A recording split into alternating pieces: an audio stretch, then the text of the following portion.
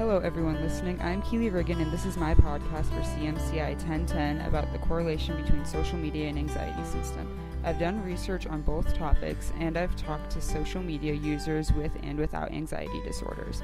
I've learned that people who use social media like Facebook, Twitter, Instagram, and Snapchat in general feel more anxious because of their time spent on social media. I thought about how I could get a bunch of input about social media from multiple people in the limited time.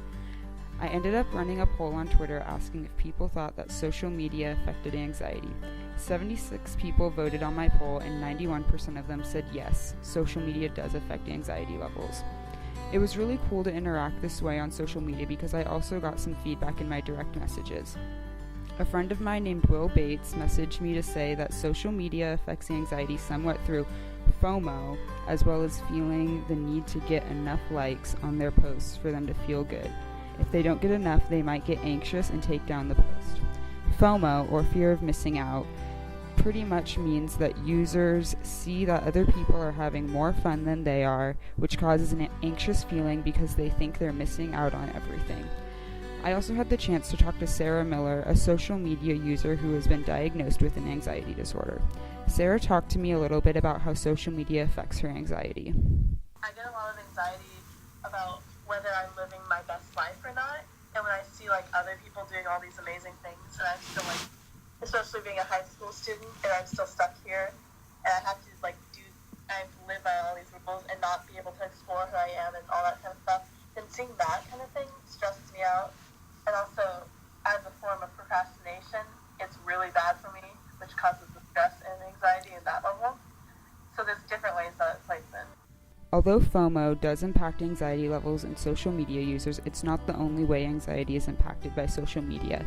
People use social media to be more connected to their peers, so if someone's posts aren't getting enough responses, they're usually going to feel a bit anxious, especially if they place some of their self-worth on how popular they are on social media platforms. I was able to sit down with Dr. Alan Kent, the director of CAPS, which is the Counseling and Psychiatric Services at the Wardenburg Health Center here on CU's campus. Dr. Kent had a lot to say on how social media has the power to affect someone's mental health, especially college students. Particularly, he talked about the need to feel connected. Yeah, I think social media has a huge impact. That it used to be you counted how many friends you have, but now people count how many friends you have on social media, or if you post something and nobody responds. So you can end up feeling rejected or alone because somebody didn't respond to your post. So there's this whole other level of stress on students these days that I didn't see. If I had one or two friends when I was in college, I was happy. I had my group to hang out with.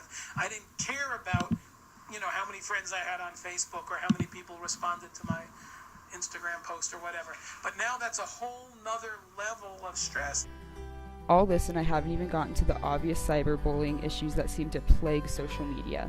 Dr. Kent told me about how cyberbullying leads to anxiety and depression because people can be bullied anytime and anywhere, which is a little scary.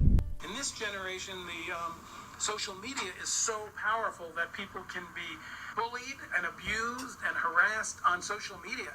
You don't ever have to leave your home and you can be the victim of bullying. I mean, most of you probably know about Yik Yak, and I have worked with clients who came in and they were being, terribly criticized anonymously on Yik Yak. And I carpooled with a young woman who was telling me about how difficult it was for her in high school, that she had a network of friends, but there was a group of people that didn't like her and would put all these negative things about her on social media, and that affected her mood, it affected her sense of self-esteem, and not because anything real had happened, just being out there on the web and being criticized and put down. So.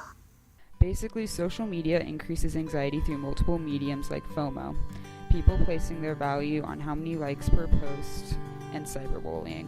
I want to make it clear that I don't think social media is a bad thing or that people should stop using it. I'm a pretty avid social media user myself. I do think that everyone needs to be careful when using it though, because placing too much value on what's going on in the social media sphere can be dangerous to your health. Thank you for listening to my CMCI 1010 podcast. You can get more information about anxiety and other mental health problems by contacting the Wardenburg Health Center. I hope you have a wonderful day.